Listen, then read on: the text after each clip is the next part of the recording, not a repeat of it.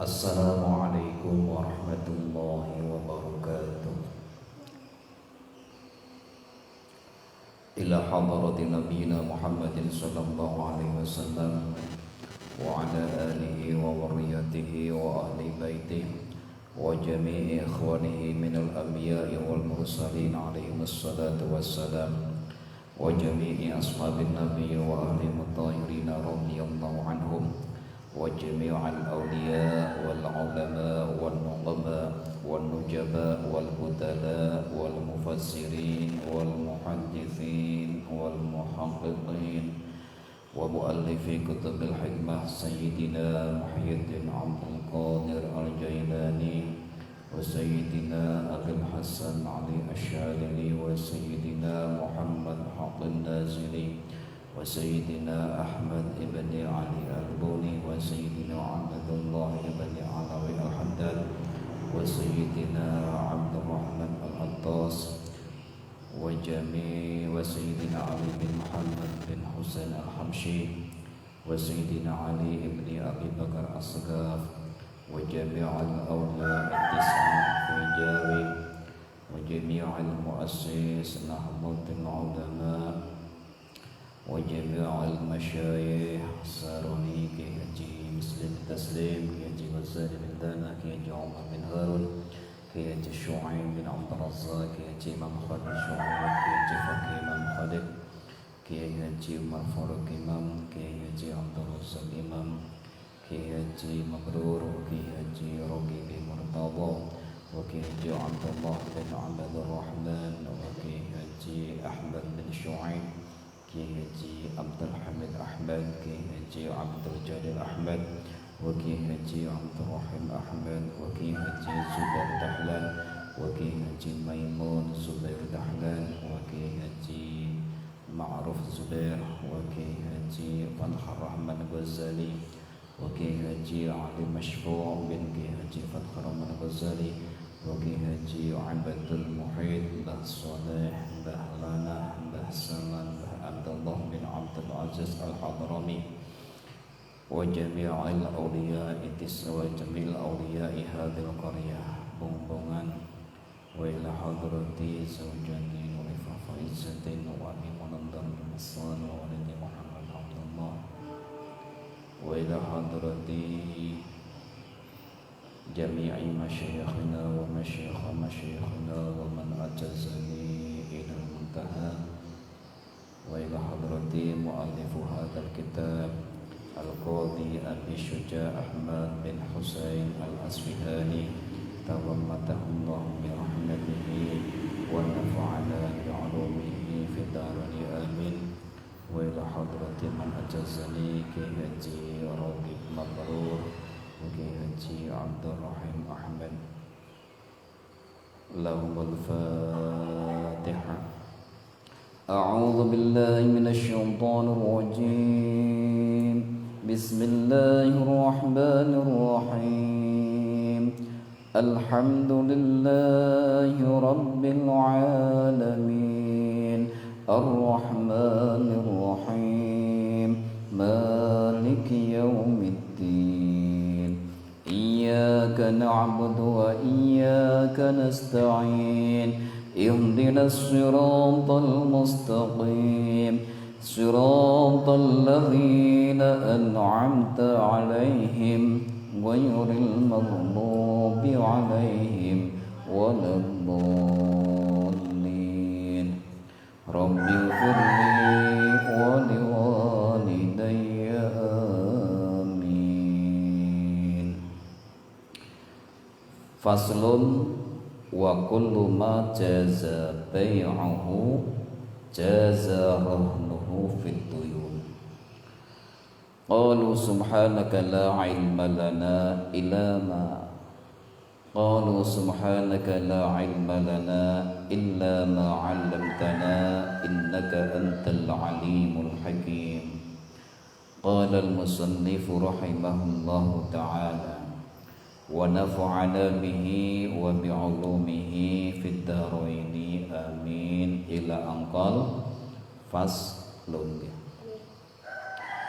Bismillahirrahmanirrahim. Faslun utawi iki iku fasal suwiji. Fasal ini menerangkan tentang gadai, menggadaikan barang seperti yang berlaku di masyarakat itu ya, menggadaikan. Motone pegadaian apa? Moto pegadaian mengatasi masalah tanpa masalah, itu motonya. Nah, kita di dalam syariat tidak mengenal moto itu. Wa kullu ma jaza bai'uhu jaza rahnuhu fid duyun. Wa kullu ma utawi saben-saben barang jaza kang wenang apa bai'uhu atul ma jaza iku wenang apa rahnuhu gadeake ma fid duyuni ing dalem pira-pira utang idza istaqarra tatkalane tetep apa tubutuha tetepe duyun tetepe utang fi dhimmati ing dalem tanggungan walirrahini lan iku ketuwe wong kang gadekake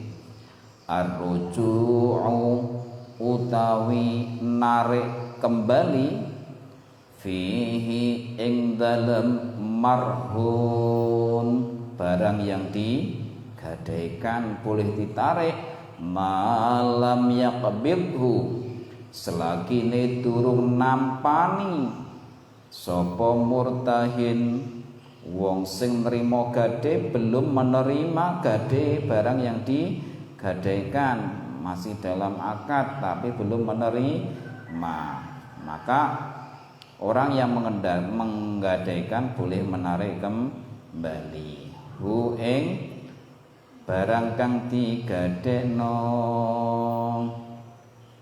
wala yadmahunu lan ora nempoi hu ing barang kang digadaikan sapa al murtahinu wong kang nampa gade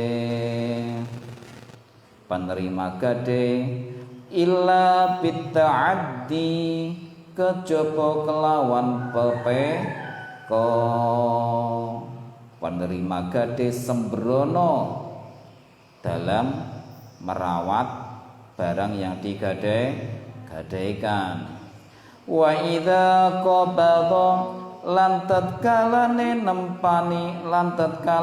nampani sapa murtahin wong sing nampa gade ba'dul haqqi ing sawenehe hak lam yakhruj mongko ora metu apa syai'un suwiji-wiji minarrahni saking kaden hatta yudha hingga den bayari apa jami'uhu sekabiane hak.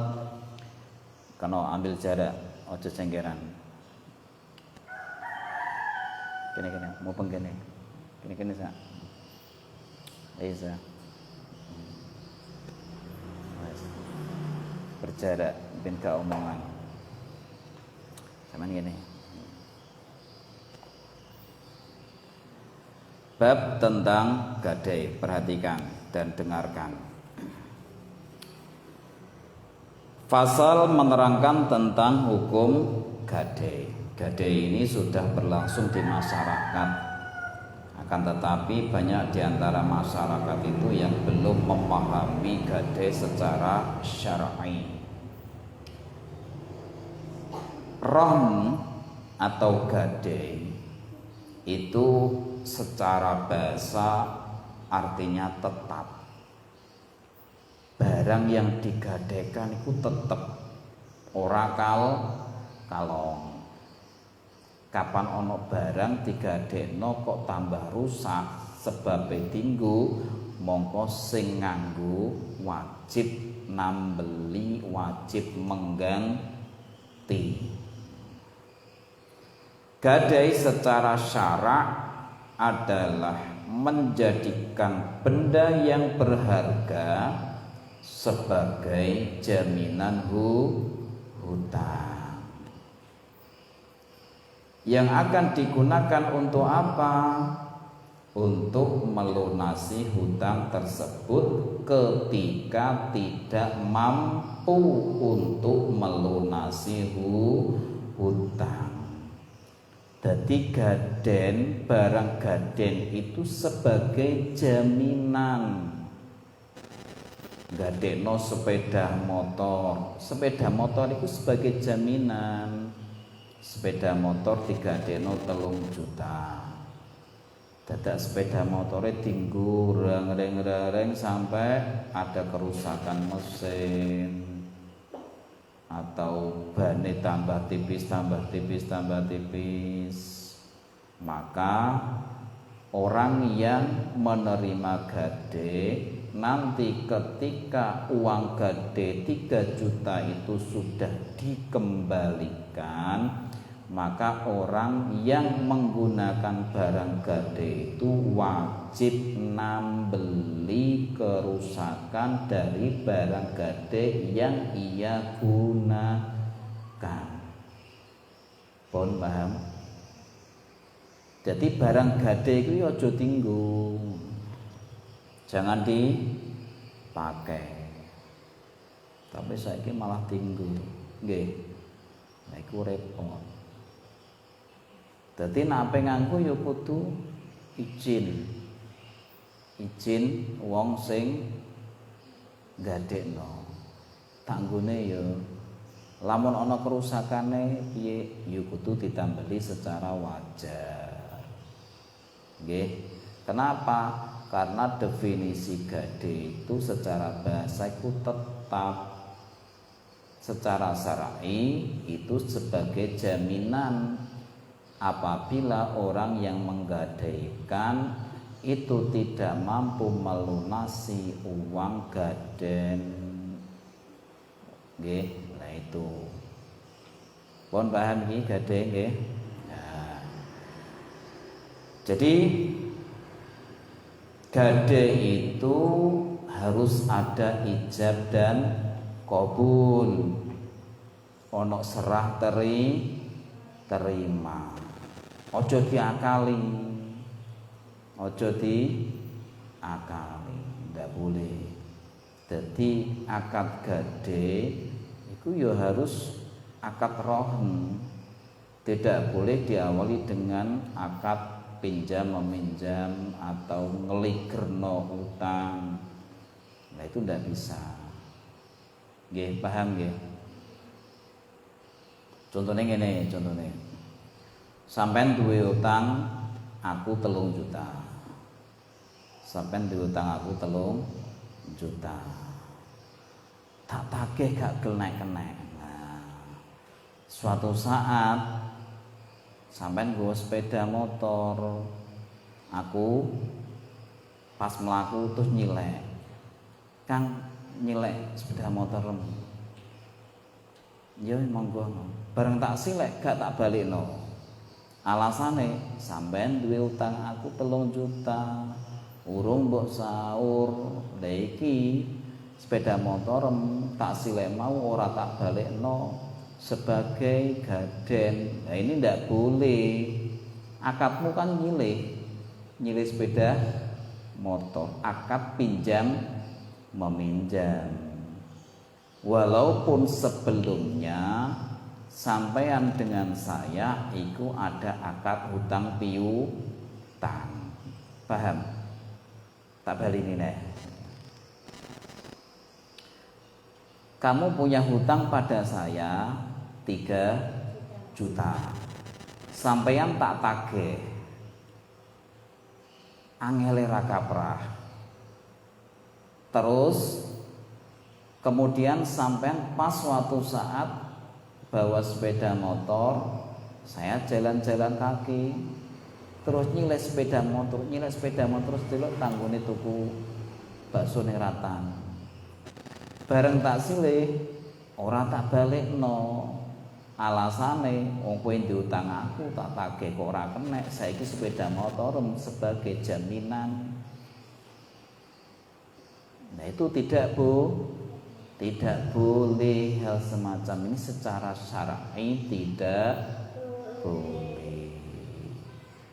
Pun paham? Nah, jadi harus urutannya, urusan pinjam meminjam ya urusan akad pinjam meminjam harus mengembalikan. Urusan hutang piutang juga harus dengan akad hutang piutang. Urusan gade juga harus dengan akad gade. Jangan dicampur aduk. Nah, niku. Syarat dari masing-masing orang yang menggadaikan, yakni rohin, orang yang menggadaikan, dan murtahin atau orang yang menerima gadai, itu harus orang yang sah dalam pengalokasian harta benda. Artinya orang yang sudah tamyiz dalam mengalokasikan, memanajemen keuangan. Cacili kok gade, oh ndak boleh. Cacili gadekno buku, ndak boleh. Cacili duwe ali-ali, terus ali-aline digadekno, ndak boleh itu, karena masih kecil, belum layak untuk mengalokasikan harta benda. Iki nggonku dhewe to, Pak. Ki ali-aliku dhewe, aku butuh duit ape tak nggo ngadu. Ali-ali ini tak gadekno ning gone kancaku, tak gadekno 100.000. Ndak boleh.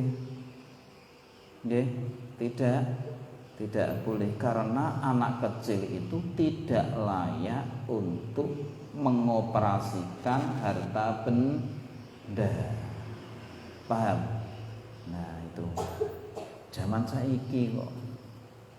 Nah, ini kan belum terjadi ya. Di sana-sana sudah, tapi coba tiru loh ya. Oh, coba tiru. Kemudian barang yang digadaikan, nah ini terkait barang yang digadaikan. Batasannya barang yang digadaikan itu piye to? Oleh enggak gadekno Nogosari. Gadekno pulpen. Sampeyan tuku pulpen rego 2.000, tak gadekno 500 rupiah. Boleh enggak?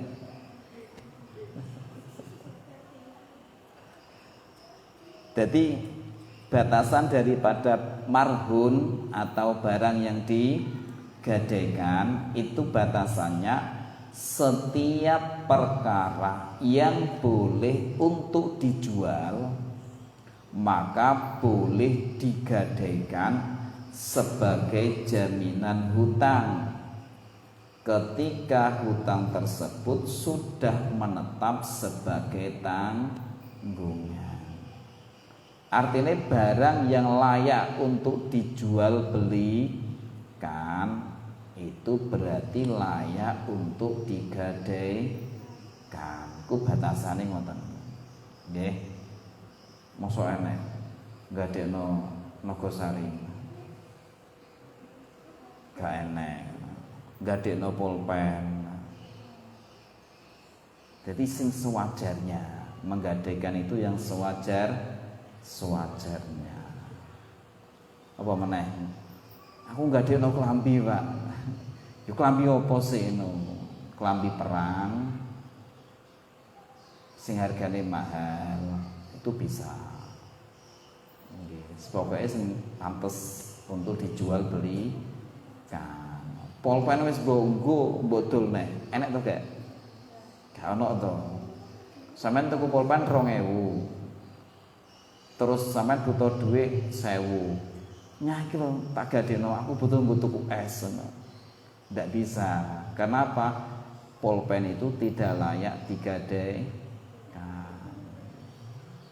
Loh Pak, tapi pulpen kan bisa dijual belikan. Iya, bisa dijual belikan.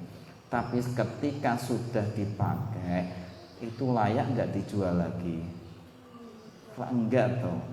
Pulpen bertinggu terus didol neh, kan tidak layak. Kalau tidak layak untuk jual beli maka tidak bisa digadaikan.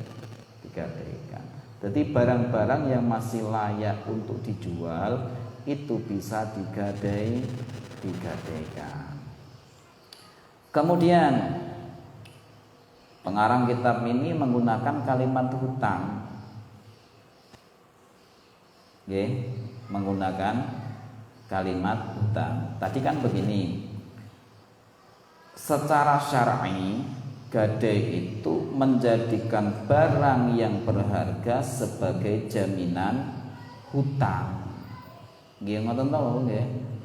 Dan ini mengecualikan a'yan. A'yan itu barang-barang yang bukan berupa hutang. Barang-barang yang bukan berupa hutang. Maka tidak sah transaksi hutang pada a'yan. Piye to Pak maksudnya iki? Contohnya ngeten. Barang yang digosok, ngerti digosok?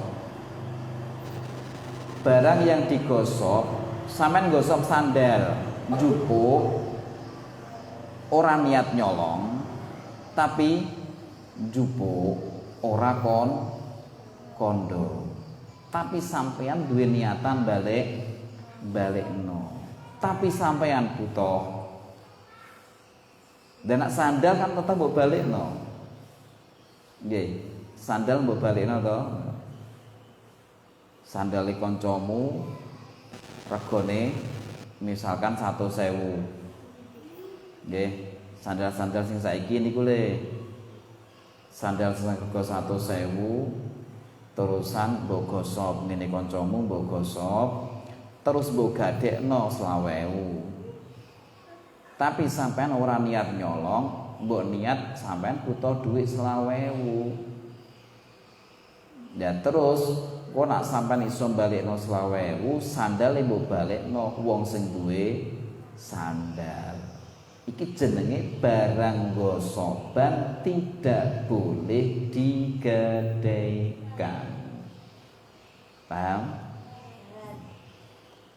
Engko nak mendhuwurne sandal apa sepeda? Padha wae. Sepedae tangga mbok cupuk. Aku ora niat nyolong, aku niat tak balekno somben. Tapi aku butuh duit lho, sida dituthuk uang wae. Jadi intinya barang gosokan pinjam mengambil tanpa izin dan punya niatan mengembalikan, itu jenenge gosok. Lah barang gosokan kuwi gak oleh digadaikan. Pun paham? Kemudian definisi gade tadi menggunakan bahasa rohn, yakni barangnya tetap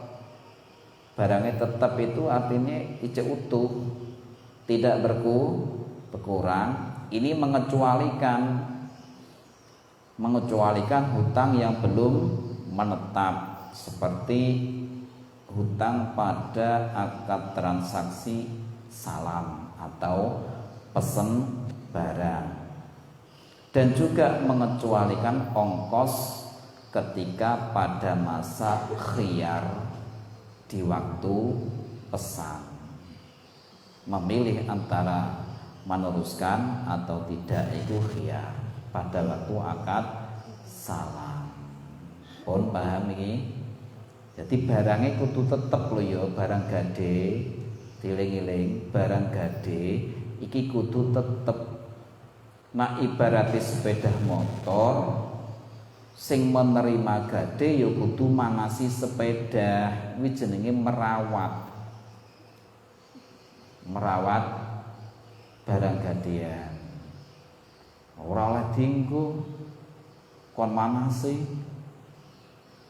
Lihat terus beda, makanya perawatan ini juga penting. Nggih, perawatan itu penting. Lah sampean gadekno emas ning gone pegadaian ya kan ada biayanya, biaya perawatan. Ngono maksudnya. Jadi kudu jelas nantinya biaya perawatannya berapa. Harus seperti itu ketika menggadaikan. Kemudian bagi rohin, orang yang menggadaikan, diperbolehkan untuk menarik kembali barang yang digadaikan selama belum diterima oleh murtahin atau orang yang menerima gade. Aku nggadekno barang ning nggonmu, tak jaluk meneh selama sampean urung nampani barang yang saya gadaikan. Paham ya? Pokoknya sampean durung nampa barang sing arep tak gadekno, berarti saya tak tarik kembali. Jadi akate batal. Kebalikannya, jika murtahin atau orang yang menerima gade itu sudah menerima barang yang digadaikan dari orang yang sah untuk menyerahkannya, maka transaksi gade tetap dan tidak boleh bagi rohin untuk menariknya kembali. Jadi barang gade itu harus dari orang yang punya. Misalkan gone A gadekno ning gone B, tapi A iki barange C. A duwe barang digawa B. Kemudian A ngongkon, tolong barangku iki gadekno ning gone kono, ning gone C. Ini tidak boleh. Jadi harus orangnya sendiri yang menggadaikan. Makanya ning gone perbankan itu sudah betul siapa yang menggadaikan, pemilik sendiri atau tidak. Dikuasakan bagaimana? Tidak boleh. Harus pemilik barang itulah yang menggadaikan. Kanggo jagani nopo? Jagani orang yang tidak bertanggung jawab, ngaku-ngaku duwe barang kuwi terus digadekno. Pun panah. Kenapa? Karena transaksi gade itu diberlakukan atas dasar amanah atau kepercayaan. Jadi murtahin atau orang yang menerima gade tidak wajib mengganti barang gadean kecuali dia ceroboh. Wani nampa gade iki kudu wani merawat ya. Aja wani nganggo tok, wani merawat. Harus merawat. Tidak boleh ceroboh. Kalau ceroboh tidak mampu menjaganya, berarti wajib mengganti. Pun jika murtahin mengaku, contoh, kalau ada murtahin atau orang yang menggadaikan itu mengaku bahwa barang gadeannya rusak dan tidak menyebutkan sebab-sebab kerusakannya, maka boleh atau dibenarkan dengan disertai sumpah. Ngono kudune. Jika menyebutkan penyebab kerusakan, maka ia tidak diterima pengakuannya kecuali disertai dengan saksi. Ini sampai ini. Makanya gade itu juga harus ada saksinya juga.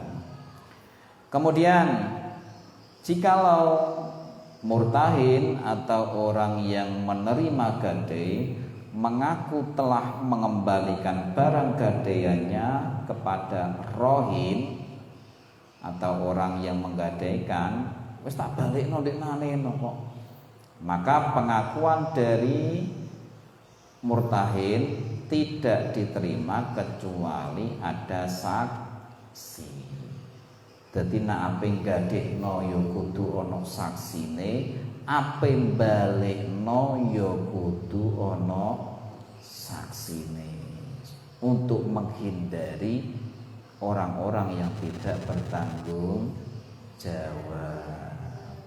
Pun paham? Ada pertanyaan?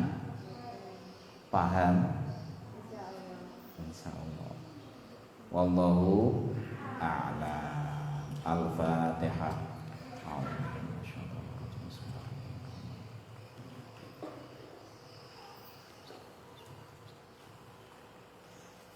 Ganti kitabnya.